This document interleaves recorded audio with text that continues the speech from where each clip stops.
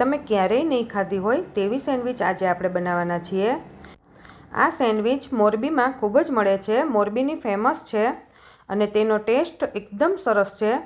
તો ચાલો કેવી રીતે બનાવવી એ જોઈ લઈએ। તો એના માટે પહેલાં આપણે સેન્ડવિચનો જે છાંટવા માટેનો મસાલો આવે એ બનાવી લઈએ। તો એના માટે આપણે આખા જે મરી આવે એ લવિંગ અને વરિયાળીને આપણે તેનો ભેજ નીકળી જાય એ રીતે શેકી લેવાનો છે।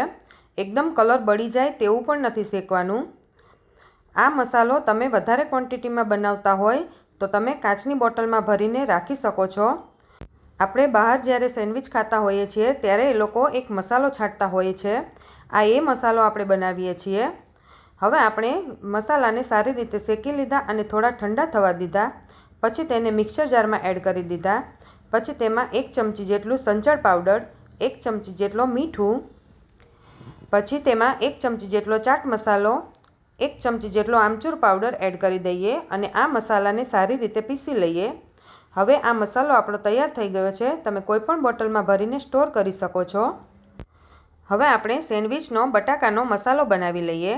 તો તેના માટે કોઈપણ એક પેન લઈ લેવાનું અને પેનમાં આપણે 2 ચમચી જેટલું તેલ લઈ લઈએ। તેલને આપણે થોડું ગરમ થવા દઈએ। પછી તેમાં રાઈ અને જીરું એડ કરી દેવાનું, થોડી હિંગ એડ કરી દઈએ અને તેમાં આપણે મીઠા લીમડાના પાન એડ કરી દેવાના। અડધી ચમચી જેટલી હળદર એડ કરી દઈએ અને 1 ટામેટાને ઝીણું કટ કરીને એડ કર્યું છે। જો તમે કાંદા ખાતા હોય તો ટામેટાં પહેલાં તમારે 1 કાંદાને ઝીણું ક્રશ કરીને એડ કરી દેવાનો, પછી ટામેટાં એડ કરવાના। હવે આપણે ટામેટાં પૂરતો જ અત્યારે મીઠું એડ કર્યું છે, જેથી ટામેટાં એકદમ સોફ્ટ થઈ જાય।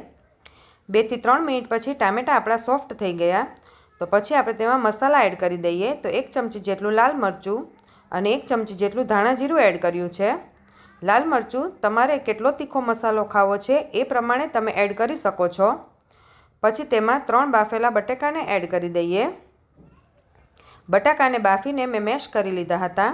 હવે આપણે બટાકા પૂરતું મીઠું એડ કરી દીધું। હવે આપણે બટાકાને સારી રીતે પહેલાં મિક્સ કરી લઈએ। પછી આપણે મસાલામાં 1 ચમચી જેટલી ખાંડ એડ કરી દેવાની અને અડધો લીંબુનો રસ એડ કરી દઈએ। હવે બધું જ સારી રીતે મિક્સ કરી લેવાનું અને છેલ્લે એમાં આપણે કોથમીર એડ કરી દેવાની।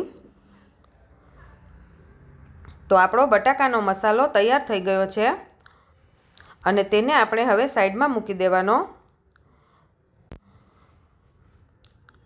તો હવે આપણે આ મસાલાને સાઈડમાં મૂકી દઈએ। તો આપણે હવે સેન્ડવિચ બનાવવાનું ચાલુ કરી દઈએ। તો તેના માટે 2 બ્રેડની સ્લાઇસ લઈ લીધી છે, તેમાં આપણે બટર લગાવી દઈએ। બટર આપણે બંને જ બ્રેડમાં સારી રીતે લગાવી દઈએ। પછી તેમાં લાલ મરચાંની ચટણી મેં લગાવી દીધી। તમે લસણ ખાતા હોય તો તમે લસણની ચટણી પણ લગાવી શકો છો અને આ બંને ચટણીની રેસીપી મેં આગળ શેર કરેલી છે, તેની લિંક હું ડિસ્ક્રિપ્શન બોક્સમાં આપી દઈશ। આપણે એક બ્રેડમાં આ રીતે લાલ ચટણી લગાવવાની છે। લાલ ચટણી તમે કેટલી તીખી ખાવી છે સેન્ડવિચ એના પ્રમાણે લગાવવાની। હવે આ કોથમીર અને ફુદીનાની ચટણી છે તો એને આપણે બીજી બ્રેડ પર લગાવી દઈએ। આ બધી ચટણીની રેસીપી મેં આગળ તમારી સાથે શેર કરેલી છે। તો હવે આ ગ્રીન ચટણી પણ આપણે સારી રીતે લગાવી દીધી છે।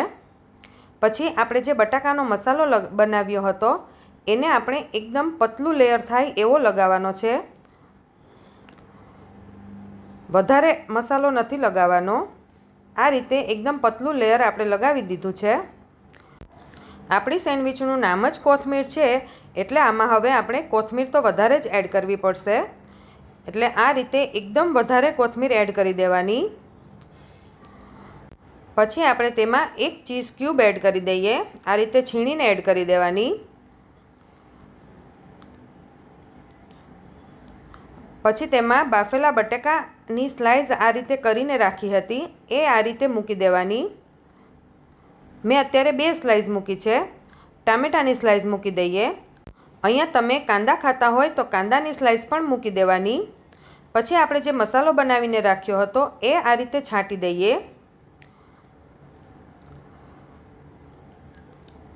અને પછી આપણે સેન્ડવિચને શેકી લેવાની છે। જો તમારી પાસે ગ્રીલ સેન્ડવિચનું મશીન હોય તો એમાં શેકી શકો છો, નહીંતર પછી જે ગેસ પર આ રીતે શેકવાનું જે મશીન આવે એમાં પણ શેકી શકો છો, અને એક પણ મશીન ન હોય તો તમે પેનમાં પણ શેકી શકો છો. હવે આ રીતે બંને સાઈડ બટર લગાવીને આપણે ગેસ પર ઉલટપુલટ કરીને જેટલી તમારે ક્રિસ્પી ખાવી હોય એ પ્રમાણે તમે શેકી શકો છો. તો સેન્ડવિચ આપણી શેકાઈ ગઈ છે અને તમે જોઈ શકો છો કે એકદમ સરસ ક્રિસ્પી થઈ છે. અને હું અહીંયા તમને કટ કરીને પણ બતાવી દઉં છું. તમે જોઈ શકો છો અંદરથી પણ કેટલી સરસ સેન્ડવિચ લાગે છે અને ખરેખર ખાવામાં ખૂબ જ ટેસ્ટી લાગે છે. આ સેન્ડવિચ તમે બનાવીને બાળકોને લંચ બોક્સમાં પણ આપી શકો છો. તમે ઘરે જરૂરથી ટ્રાય કરજો અને તમને આ મોરબીની ફેમસ કોથમીર સેન્ડવિચ કેવી લાગી એ મને જરૂરથી જણાવજો. અને હા, સબસ્ક્રાઈબ કરવાનું ન ભૂલતા.